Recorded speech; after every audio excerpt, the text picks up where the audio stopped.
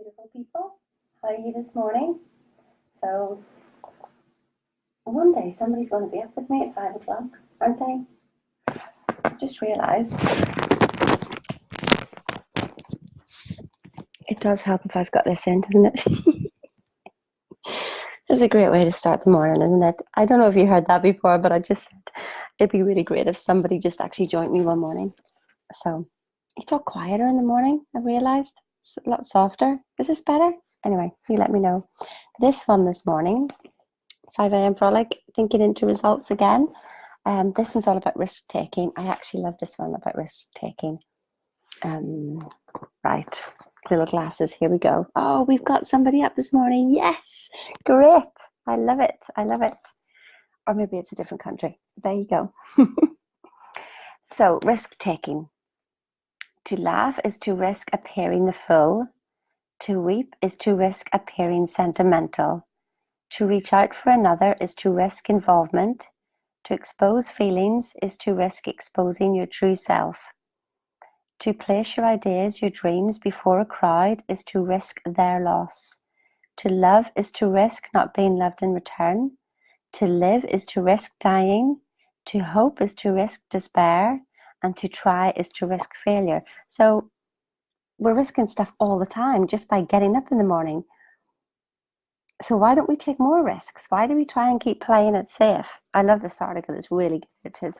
I love it this morning already. The greatest hazard in life is to risk nothing. The person who risks nothing does nothing, thus has nothing. Only a person who risks is free. So whenever you're afraid to do something, and you have the criticizers and the people who, oh God, they never make mistakes. The people who never make mistakes aren't risking anything. They're not trying anything new. Because the only way that you try something new is you've got to risk failing. It just happens. It's part of life. So, yeah. The greatest hazard in life is to risk nothing. And I love it that you're up as well, Fiona. It's absolutely awesome. And it begins, don't do that, you might fall. We do it as a child, don't we? Don't do that, you might fall. Well, they fall and they get up. But most of the time it's our reaction to them falling that then they cry. And I see people do it all the time. Like they shout at their children, don't do that. And it's only because of safety, but what they've done is absolutely scared the living daylights out of them. So is it any wonder we get afraid to actually do something when we get older? So it begins with a pattern of playing it safe. Many of the greatest lessons you'll receive in life are going to come from falling from your failures. Oh. Why is it that we do not see the process of reaching our goals as having steps similar to the ones a baby must take in order to learn how to walk? There will be some stumbling and falling in the learning process, but success can only be reached when we are prepared to take those steps, all of them, even the ones where we may fall down. And then we think we're failures, don't we? We just sort of go, oh my God, what's everybody going to think? They want to think I'm rubbish. And yet everybody's failing, but it's like we don't admit it. Can't is a word that paralyzes any constructive process. It switches your mind into a negative frequency.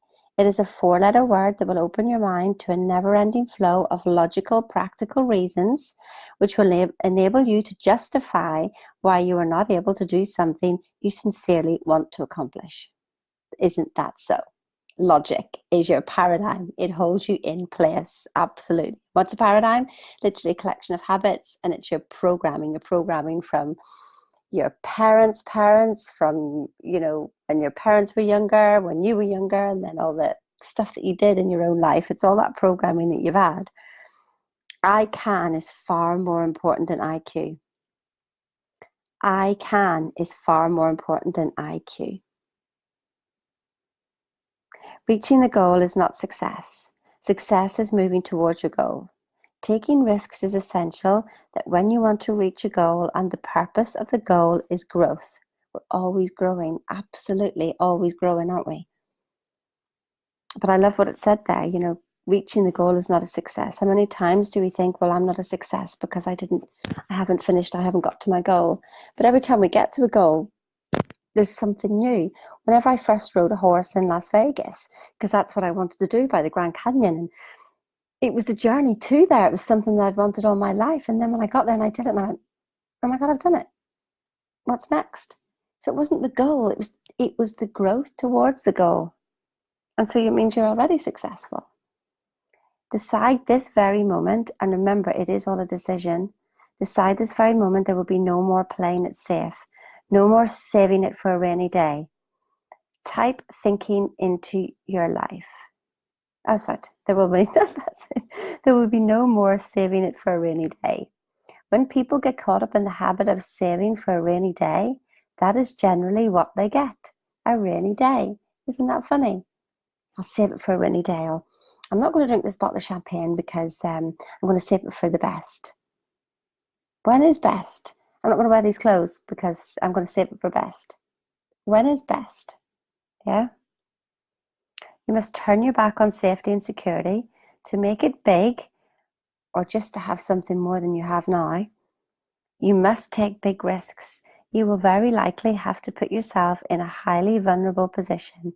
It is also worth remembering you cannot almost take a risk. You know, when people say as well that I tried, you know, isn't trying just an excuse for failure?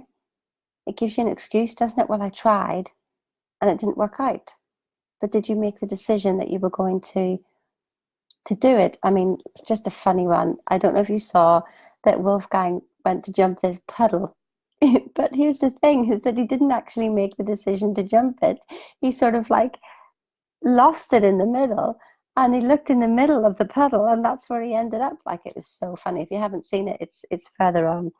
But I was just like laughing, going, this is what happens when you don't make a committed decision, like, I'm going to jump to the end of this puddle no matter what. So we just ended up in the middle. And then we think, oh, that was just what's the point in trying, you know? Eleanor Roosevelt said, you gain strength, courage, and confidence by every experience in which you really stop to look fear in the face. And what is it about fear? Fear is fear of fear itself, isn't it? You know, yesterday morning I went for a run in the dark, and Wolfgang said, are you sure you want to do this? And I'm going, yeah, this, you go off. I feel like being outside this morning. So I hadn't realized how quite dark it is. It was like a week later that I'd gone for a run and it was really dark. And I just ran through that forest going, there's nothing to fear but fear itself. And there's nothing to fear but fear itself.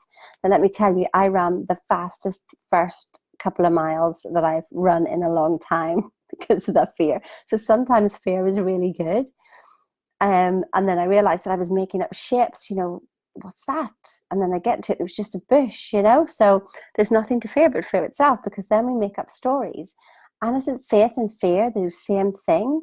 They're both a belief in something unseen. But where do we tend to go? We tend to go down to the fear. So yeah, what risk are you going to take today? I mean, one of my last seminars, one of the girls, I was talking about, this is all boils down to decision making. Make a decision and then just do it and make it right. And if it's not right, well, you'll learn something, and then, you know, you'll learn to make another decision. But it's a series of small decisions during the day that we actually make that change our lives. And so we were talking about decision making. This girl left the seminar and literally took the risk to leave her job on the Friday because she just couldn't handle it anymore, and she resonated with everything that I said. And then on the Monday morning, she had a call from somebody to say, I'd like to interview you for a job. She had a new job on the Tuesday, which was more pay and less hours, which give her time to work on her own business. She took a risk. Everybody thought she was mad, but you have to do what's right inside you. Don't be asking anybody else's opinion on stuff that's to do with you. Your alignment, your uniqueness, you are the center of your own universe. It is your perception on the world. So when you ask somebody else, should you take a risk, you're getting their perception on the world.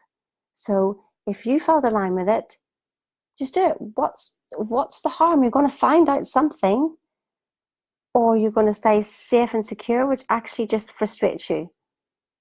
So anyway, there you go. That was a bit of risk taking this morning. And that was from chapter, I have absolutely no idea. Chapter, oh, this is all about the terror barrier. This is lesson 7 in thinking into results. Yeah, because you hit a terror barrier when you take a risk, and then you tend to bounce back again. But we're not bouncing back again today, people, are we? We're going to literally think into our results and make decisions. So have an awesome day, and I'll catch you soon. See ya. Bye. I will end the live video.